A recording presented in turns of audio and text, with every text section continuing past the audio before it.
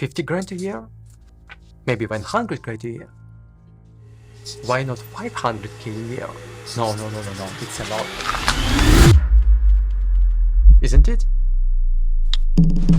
The difference of your earning power is a self-identity, and your self-identity is a result of your environment where you live in. In this video, I will cover things that don't allow us to get rich. I will cover the difference between pain and pleasure, and how the combination of two of these can get you to the next level. I will show you exercises. After participating in them, you will figure out why you need money in your life. And I will show you my results, what I wrote down in these exercises.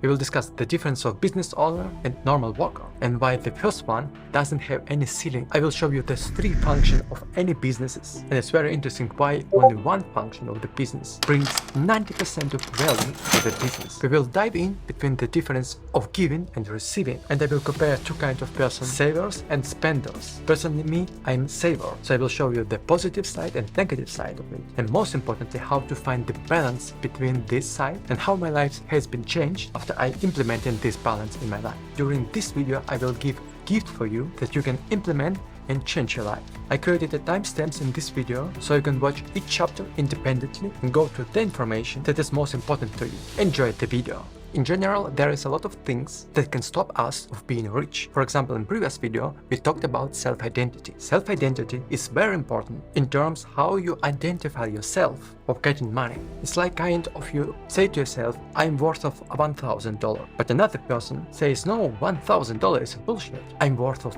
$10,000. The question why different person self-identifying themselves differently. The reason of it is our environment. Somebody said your wealth is the average wealth of 5 persons they surround you. But nowadays we are lucky because we are able to choose persons who surround us not only of our daily life, we can also surround us with the person from the internet. And it's not only YouTube. You can contact with a lot of persons through Twitter, LinkedIn, Threads, and other social platforms. So after changing the environment of person who surround you, you can change the ideas and thoughts that stop you to being rich. The other thing that can stop you of being rich is a self-sabotage. What do I mean by that? Self-sabotage is also our thoughts, but it's a little bit different. It's kind of prejudice and brain conceptions that subconsciously say us on some situation that these situations are bad. However, maybe consciously you want to get this situation and you want to achieve some goals of it, but subconsciously your brain say no, these goals aren't good, and so you get in a dilemma where your conscious mind says I want to get it, I want to go there, but your subconscious mind is programmed on something different. It just holds you back, it doesn't allow to go you forward, and you just stay in one place. Here's an exercise that could help you, because it helped me also, to solve this dilemma. It can help you to go forward and leave your prejudice behind you. You can think about this prejudice as like a stone on your legs. It doesn't allow you to go you up and swim, you know, it holds you back. So back to this exercise. There is a whole list of classical prejudices against rich people. The most popular, poor people hate rich people because poor people working for them. And they think I put a lot of my working hours in my work, put a lot of energy, and I get from it very little. And the big part of my time monetize my boss. My boss is rich, I am poor, so poor people build a bridge that rich people are bad. Or another situation, when you see a rich person driving an expensive car like Ferrari, Lamborghini, and the poor people seeing it, they just think immediately, the rich person, he do something illegal. He wash money, he sells something illegal, or he use people paying them very little money. In general, like poor people think negative about rich people. The target of this exercise to write down the prejudice that resonates with you, with your feeling to the rich people, and after reading it, the negative side of the question and the positive side of the question that support it.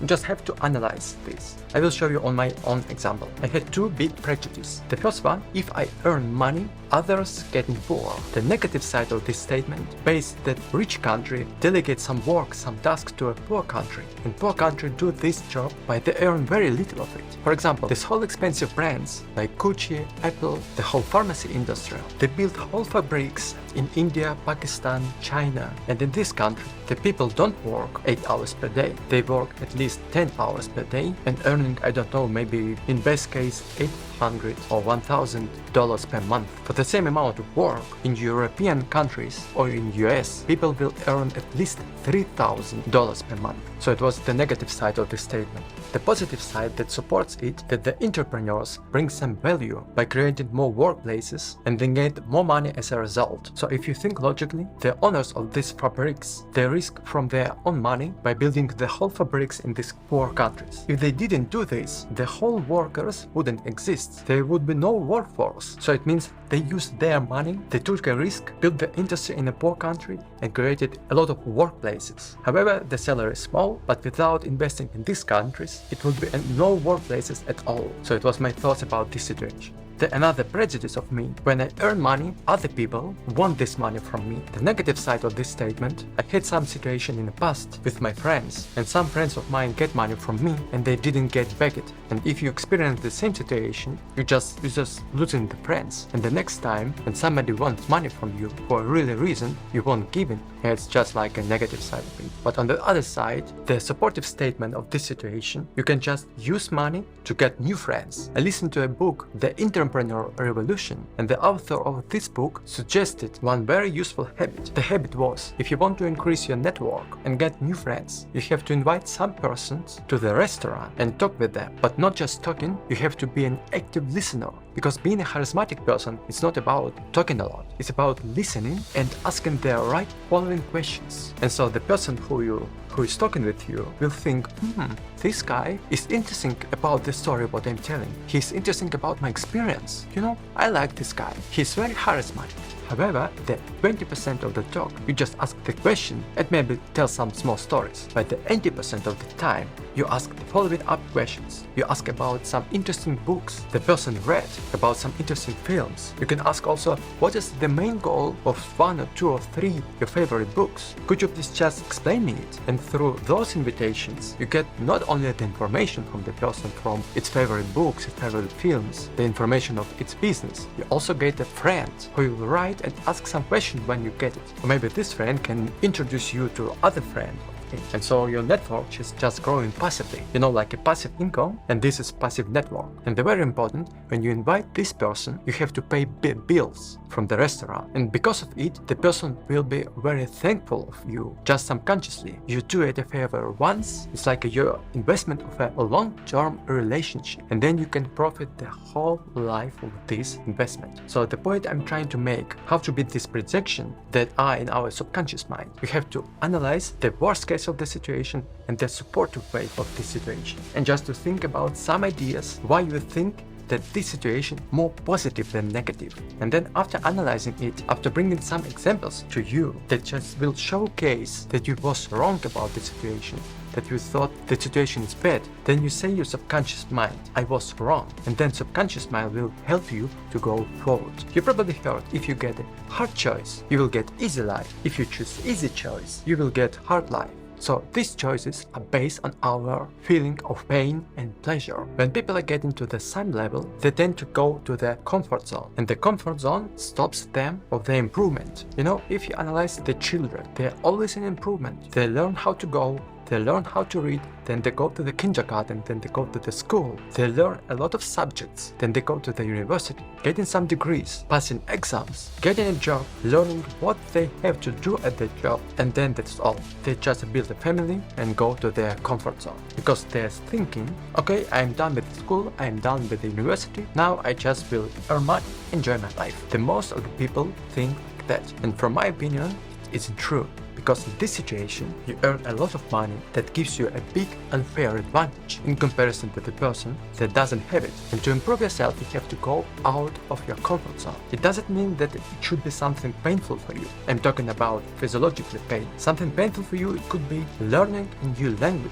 learning a new skill, going to the seminar with a lot of people, taking some classes. And all these situations are unusual for us. And this situation causes discomfort. You know, it's like you have a feeling like you're not comfortable, and it's like a very similar like a pain inside you. and you won't go out of it and go back, watch Netflix. But these uncomfortable situations tend to improve us when we choose to go out of the comfort zone. They can help us to be different, but they can help us if we will allow us to be different. We talked about the pain while going outside of our comfort zone, but the opposite of it is the pleasure. A lot of people forget about it. They just think about pain when it comes for the improving themselves. But if you cause only pain for you, you won't be productive because your mind says to you, full of the pain, don't like to feel it. And after that, you get procrastination. To achieve something, you have to balance these two things, pain and pleasure. How can you do it? For example, you think about some improvement. Let's say you want to learn a new language, and each language consists of some levels, like A1, A2,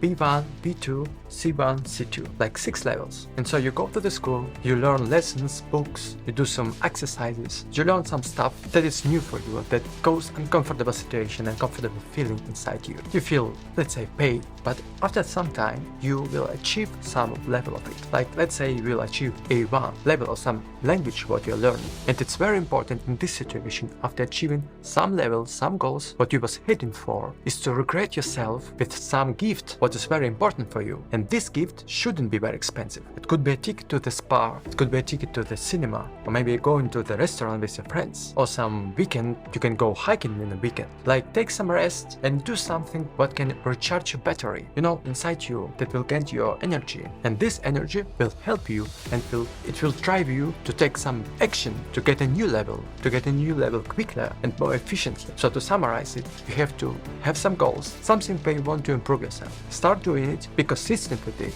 and after achieving these goals, regret yourself, giving you some gift that resonates with you and makes you happy. From my experience, doing a YouTube, it's not so easy. For example, to do this video like this, the long video, I spent, I think, 4 days doing this video, like 3 hours for filming this video, and then 3 days of cutting it. Now on my channel I have only few subscribers. The next goal is 1000 subscribers, and the reward of 1000 subscribers will be the rented car, my dream car. It will be arranging for one day the car of BWM, and this pleasure will drive me and motivate making this video like this, bringing value to people, because YouTube, it's not a sprint, it's a marathon where you have to do it as a long time. Speaking of the marathon, it reminds me of a story. I heard it from one guy and he asked me, what do you think, what is my favorite plant? And I thought it's maybe like a walnut or something like that. Oh, he said my favorite plant is a bamboo. And I asked him why is bamboo?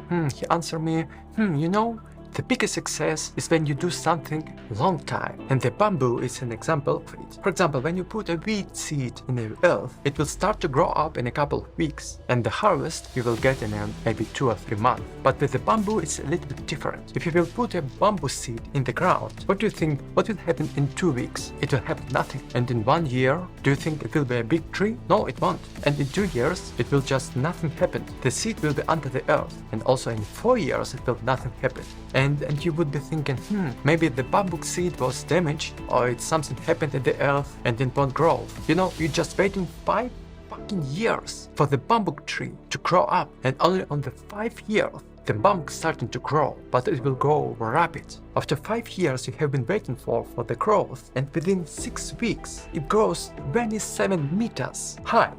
Like you have been waiting for 5 years, and the next 6 weeks you have the big result, the massive result, 27 meters. And my question to this guy was about the seed. Why it takes too long to wait in just 5 years? And the answer is very simple. At first the seed started to grow the roots. The whole 5 years it grows the root system, and only after that it starts to grow with the tree, with the leaves. Because of this tree, this bamboo tree has a good roots. These roots helps to the tree while the storm, it stays strong. A lot of companies did the same principle. For example, Amazon or Tesla with Elon Musk, Facebook, Apple. Actually, these are the most expensive companies in the world. But at the beginning, some years they aren't profitable. And the number of the years, it wasn't like 5 years like with the bamboo story. Maybe sometimes it was like 10 years by Amazon. And Jeff Bezos said that we are focusing not in 1 or 2 years, we're focusing over decades. Like we are thinking about what will happen in 10 years, and they have a strategy in their company for 10 years. So it means some up and downs on the way to the target, they aren't dramatic because they have a vision for 10 years. So the takeaway of this story that the people tend to overestimate themselves for only 1 year, but on the other side they underestimate themselves. What can they do for 10 years? Doing something for the long term is the key to success. It's very easy to say, okay, do it something for 10 years. It's easier to do it when you have some evidence. If you have some beliefs on things what you like, what you do, and our beliefs is based on our evidence. Like our evidence is the output from our work. There is an exercise that can help you of achieving your goals. You can implement it in any field what you like. I will show you an example what I did. I want to find out what does it mean success to me. Picture this. This is a table. The table called success. A normal table, 4 legs. We can call each of legs with its name. The first one will be consistency. The second one is intelligence. The third one is a risk, because behind each risk we have a lot of possibilities. And the fourth one, it will be money. No.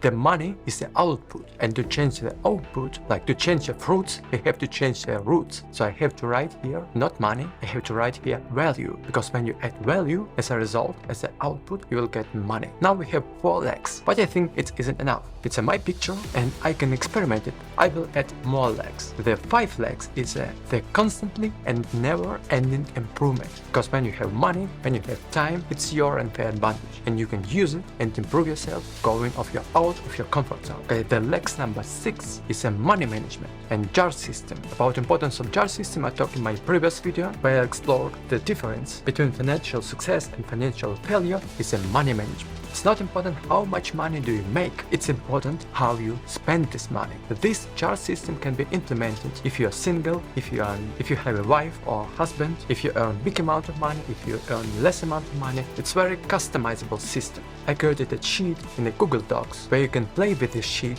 and find out your best performance, what percentage you will put in each of these 6 jars. I will leave link at the description and you can play it for free. It's my gift for you. Back to the point with the table. And the last leg in this table will be do things whatever it takes. What does it mean? No excuse. Go out of your comfort zone and do it whatever it takes. I will tell you a story. I met a guy, he was a public speaker on a seminar what I visited. And on this seminar, he told a story about whatever it takes. He said, I've been to the seminar in Helsinki, and this is the capital city of the Finland. And he wanted to go by plane to the Riga. And Riga is the capital city of Latvia. But this plane was cancelled, and it was no choice to go there. And in Riga, on the next day, he had a seminar, and he was a speaker on this seminar, because without him, no seminar wasn't exist. And so he get a challenge to go there.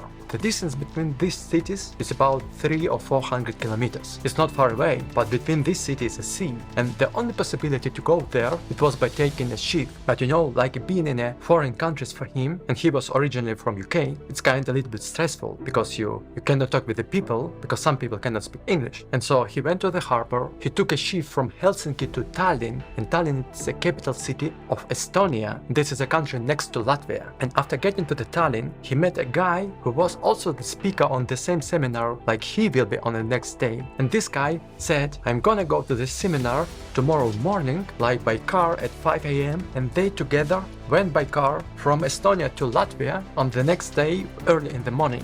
He came to the seminar 30 minutes before the seminar, and at the 9 a.m. he stand on the stage and said, welcome to the seminar. I will teach you about this. And just imagine, like 12 hours ago, he'd been to the Finland with the problem to go to Latvia. His plane was cancelled, he should find out how to take a ship. He met other person who helped him to go to Latvia, and then now he is on the stage. And in this moment he said, whatever it takes. Since I heard it, I've been implementing this whatever it takes suggestion in my life. And you know, when I repeat it on myself, I get a goosebumps, you see? Because behind these words, I have the story, what this guy was telling me, and I get these warm emotions, I get this energy to achieving my goals, to getting where I want to get, whatever it takes. And this statement you can implement also in your life to achieve something what you want. Just tell this story with you, remember it, and tell yourself wherever it takes, whether in your good situation or in your bad situation, whatever it takes. There is some indicators that shows what is going on in our subconscious mind, and these indicators are our words. There is something that we tell themselves about some situation in our life. You know, like it happens something, and then you tell yourself, it's good or it's bad. There is two kinds of people. There is champions and there is normal people. When normal people get some challenges, they have to do something new, they just tell themselves, I don't know how to do it, I don't have any talent of doing it, I don't have this information actually. It would be very good for them to look on the other side of the coin, what actually do the champions and what stories they tell to themselves. The champions also get some challenges, but the difference between these two kinds of persons, what the champions are telling themselves. The champions also don't know how to deal with the situation. Maybe this situation is the first time of their life. They say,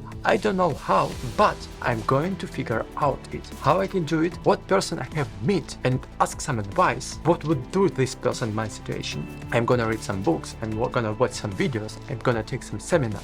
They know that they will get this knowledge from everywhere. They're just determined that they will figure it out and solve the problem. This is the difference. To summarize it, it's like your attitude. Our attitude of some situation what we face on is our future. And the difference of the attitude of normal person and a champion goes from the beliefs. And the beliefs goes from the evidence, the output of the work where they invest their time and money. As I said before, some people don't have any goals. That's why they don't know how these goals will look like. And when they achieve their goals without celebration, without taking some gifts from yourself, you have a wrong attitude. Because when you give some gift to yourself, you will be thinking, yes, I'm worth of this work, what I'm doing. And then you will have a right attitude. So like in this situation, you are programming yourself for the strong attitude for the future. Your attitude is your future. Now we will talk about the difference between owner of a business and normal workers. 90% of self-made millionaires made themselves through businesses. Why it was happening? Why don't we have these numbers within normal workers? Why we can say 90% of self-made billionaires made themselves through normal work? Difference in this situation is a ceiling, because in a business you don't have any ceiling. You have an open air, you have open space about your head.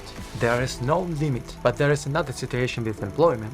Because they have a ceiling, they have some limit, because when normal workers start to earn more money, it has to pay more taxes. This is the first point that stops you. And the second point is you cannot leverage your time, because everyone has 24 hours in our day, and when you just change your time for money, you will get time only for 24 hours. And we don't work 24 hours, we work maybe 8 or 10 hours per day. So you change your time like 10 hours per day, and so you get this amount of money for 10 hours. That's all. And the business owner use a leverage. The first leverage is a system, like they use a system in new technology, like some automation systems, some computer system, like you get a system that can answer some emails, the system that can analyze some data, and the other leverage is the people. The business owners buy time from people and use this time to get their goals. Of course, business is very risky, because you can just burn your money and at the end of the day you just get nothing. But failure, it's like a muscle. If you improve this muscle, every time with the failure, you will come up easier. One of the reasons why you fail in your business is a lack of some skills that you need for your job, that you need for your business. And the whole skills that you need for your job, that you need for your business are learnable. The Jordan Belfort said, in our reality, if you want to get a successful business, you have to be able to fail. You have to do a lot of mistakes. You have to learn how to fail quickly, that this failure doesn't hurt you a lot. And over time, you will profitable from this failure, getting some experience from it, becoming some expert in some field you're working on. Just think, if you work hard on your work and earn less amount of money, then go work ahead and work on your own project. But put the same amount of time, even more time than on your work. Put the same amount of energy, even more energy on your work. But it will be your own project. Because on work, every month we begin with a zero. Because when we don't work at work, we earn this month, we earn zero. But when you work on your project, then next month you won't begin with a zero, because you have a system, you have something you work on, like I do on my channel. On my channel I have more than 30 videos. Maybe after first month I did only a couple of videos. On the second month I get 4 videos. Third month it was maybe 7 videos. And after doing it consistently, after 10 months I have more than 30 videos on my channel and getting views on each video. It was just an example of a system, of a project where you can work on, and using the compound effect. The compound effect is a leverage for normal worker and for a business owner. And it doesn't matter if you don't know something, because everything you can learn. Every skill's learnable. Every business owner having a business have to come up with the 3 functions. Let's talk about the function of every business. The first function called production. This is the first function because you have to create a product, whether it could be a physical product, a virtual product, or maybe some kind of service. This production you can delegate to other people, like outsource it. What actually are doing the biggest company in the world. They outsource the production in poor countries. The second part of a business is an operation. Operation is a kind of management. Using operation in your business, you can accelerate some function in your business, eliminate some function what you don't need it, and think on something that you can change. And the third function is a sale or marketing. I have a question to you. What do you think is the most important function in a business? Is it production, operation, or sale? What do you think? I will tell you, marketing is a 90% of a business success. If you have bad production, if you have bad operation, but you have a good marketing, your business will be successful. Knowing how to sell, how to influence other people that they have to buy a service is the most important in a business. And the best example of a sale is a press sale. Like a press sale, you sell something that you haven't produced yet, but other people pay money for the product that even didn't exist. And you use this money to produce the product and then deliver it to people. Like it's a kind, you take some credit from other people, some credit for free, use this money for production, for operation, for paying salary to other people, and then you have a product and you ship it to the customer. This is the perfect example of successful business. The showcase in real life, a lot of people, more than 10 hundreds of people bought the cell phone from Solana. They bought the cell phone for $450, but it was not just normal purchase. They pre-ordered it. And now we have a February of 2024 and then pre-ordered the cell phone for 2025. They actually don't know which month they will get the phone, but they pre-ordered it now to earn money, maybe to earn money in the future on this phone, like getting some tokens, like they have this phone and maybe in the future they will get some tokens on this phone. It was like some kind of investment, but on a pre-sale base, where you don't have any product and you get money for this product that doesn't exist. This is a perfect model of a business. When people are starting a business, normally they don't know their target audience. I also didn't know it when I started my YouTube channel, and I still don't know it yet. Where is my target audience? I'm going to figure it out. There is 2 kinds of markets. It's an A market and B market. A market when you start a business and when you know exactly where is your target audience. Knowing your target audience gives you a lot of benefits because you create a product, create a system, create a service exactly for your customer.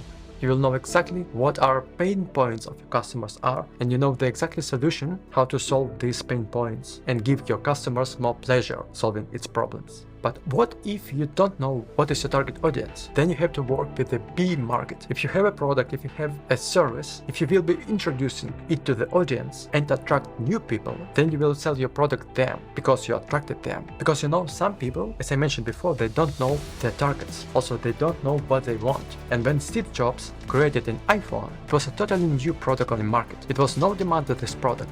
But he created it, he created a product, and he created also a demand for this product. He told to people that you can use this product and this and this and this situation. There is a very interesting video on YouTube and you can watch it.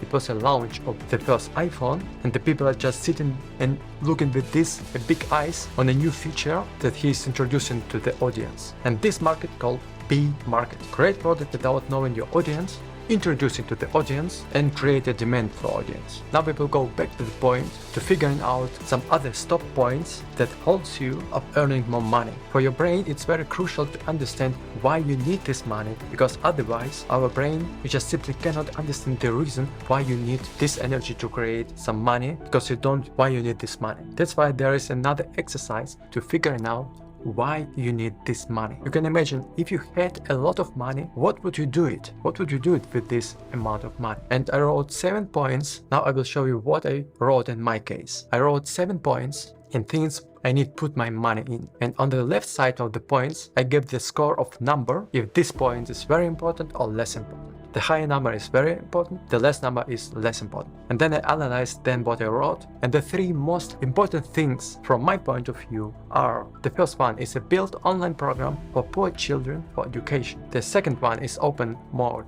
kindergartens. And the third one is creating a stipendium fund for smart children for study for free. Why did I choose it? The first one, if you think almost every person on our planet has a cell phone and access to the internet, Wi-Fi or mobile internet. And what situation with coronavirus showed us that we are able to learn things remotely. So it means children in the poor countries, they have cell phones, they have internet, but they don't have the education program and they don't need a normal school. It means when they don't have any schools, it's better to have a program online from where they can get an information and learn online, learn remotely, than waiting for a normal school next couple of years until they will build. And so this idea can help to teach millions of children getting useful education, helping them in the future. The second one, open more kindergartens. This idea will be helpful to increase the popularity of children in developed countries like Europe, US, Canada, because in this country people get only one child. Sometimes they don't get any children in a family. Because they have a problem, they have to stay in a queue before they plan to make a child. It's very stupid. So this idea might be also helpful for the future. And the third one, create a fund of money for very smart children that they can participate and study at the university, getting a high degree, getting the right knowledges, and in the future they are able to solve their global, their world problems. But then after I analyzed what I wrote down, and I came to the very interesting conclusion. Because all of the points what I wrote down, if I had a lot of money, I would put all money for other people, but not for me actually. And it's a little bit strange, because often we do uncomfortable for themselves while helping others people. I think when you are a good person and when you have a lot of money, you will be a better person because you will be able to help other people because you have this money. You have unfair advantage because you have a lot of money, and have a lot of money gives you an ability to help others people. So the takeaway of this exercise, it will be make a lot of money that will help not only others people but also helping for you and for your family, creating a lifestyle you deserve. Otherwise my ego will sabotage my success. You know, it should be like a middle point, giving money to me and giving money to others people, because this approach can stop a lot of people getting rich. But don't forget to write down these points what are very important for you, so you will know why you need to earn more money. Here's a story as a showcase from the real life, how you can get the balance between giving money to others people and giving money to yourself. This story took a speaker on the seminar I visited a couple of weeks ago. It was a doctor, ophthalmologist. He worked in the center of London. To his audience belonged celebrities, politicians and stars, so people that have a lot of money. So he solved their problems, earning tons of money. He was working only 6 months in a year, and other 6 months he spent for vacation. And the interesting part of the story, how he spent his time in vacation. He was traveling to poor countries, traveling from village to village. He did the same job what he was doing in London, but he was treating people for free without charging any cent. So it means he did the same job like he was doing in London with celebrities, with stars, and with politicians, but here he did the same job for free in combination with the traveling. So in this story it was very crucial for me, because actually everyone can help the other person for free without charging money. But at first he got value for rich people, and this value could help him to travel 6 months in a year and treat other person for free. Providing value and getting rich is a proportional problems you're able to solve and the amount of value you provide. The point I'm trying to make that give is not better than receive. Receiving is also very important to us. These things are equal. Somebody from the old Greek said, it's better to be in the position to give than in the position you need to receive. So give and receive are equal.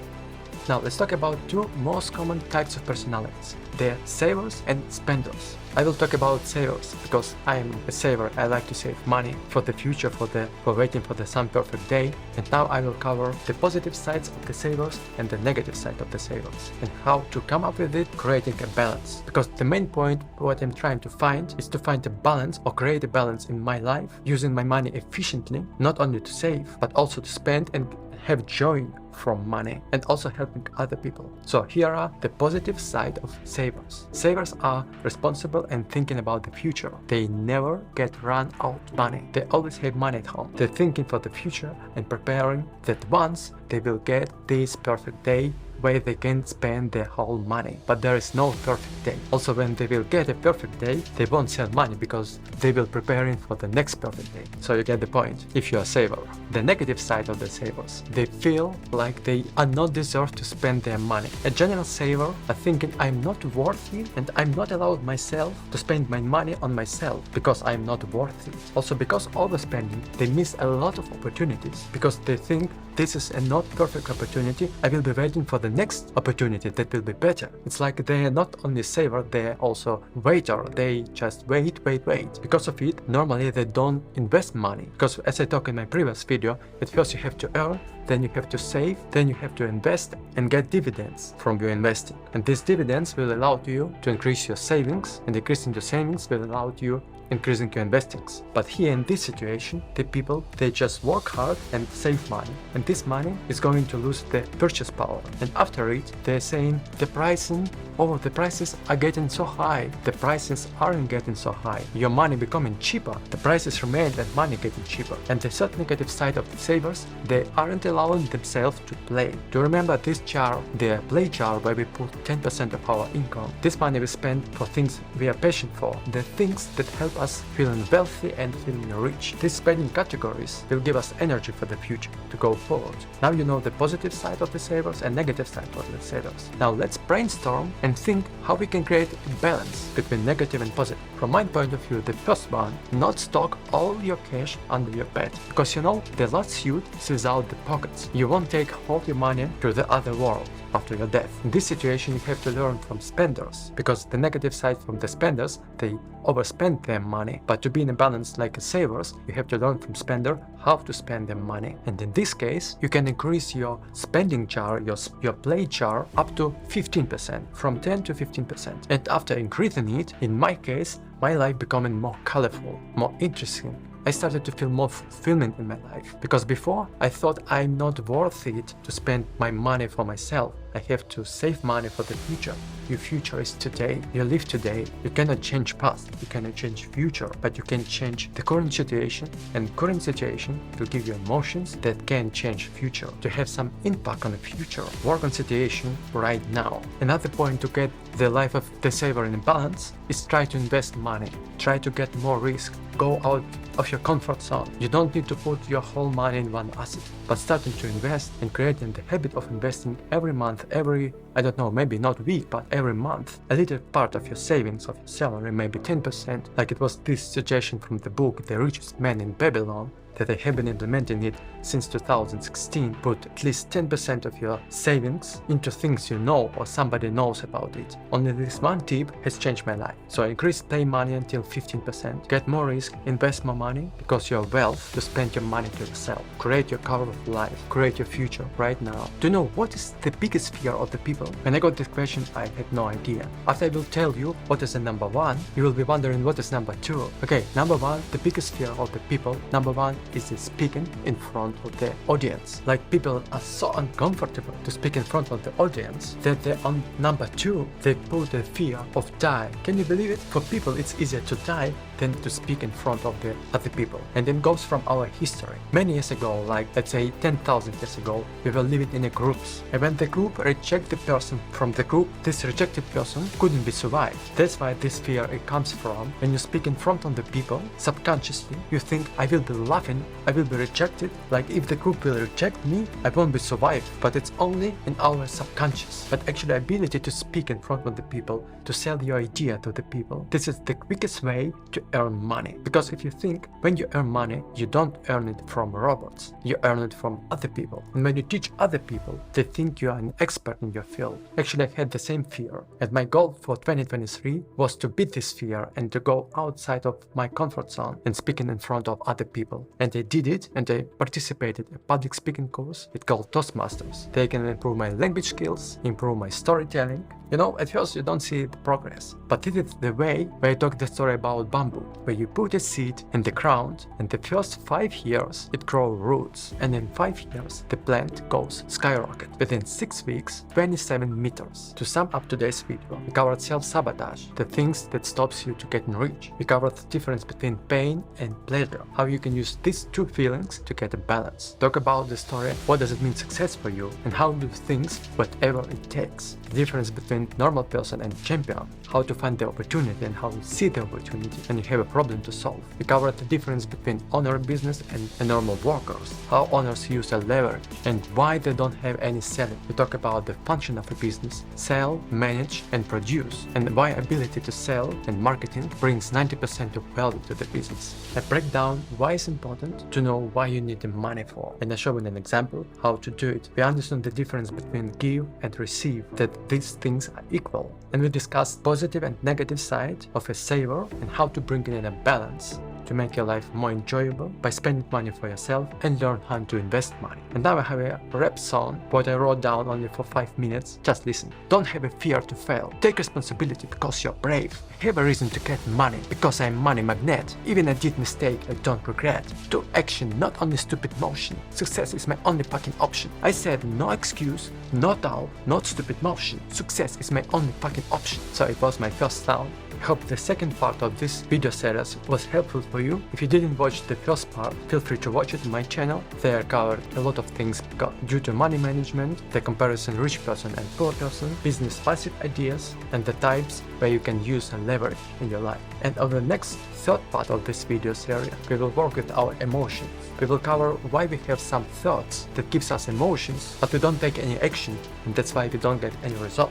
I will teach you how to see an opportunity and why a lot of people cannot see it. We will cover why it's important to recognize your success and celebrate it. I will show you a system how to achieve your goals, because that doesn't allow to achieve your goals is only here between your ears. This is your brain. If you want to change your fruits, you have to change your roots. I hope my video was helpful for you, and it will be very pleasant for me if you will watch the next video where I put also a lot of value for you. Do whatever it takes.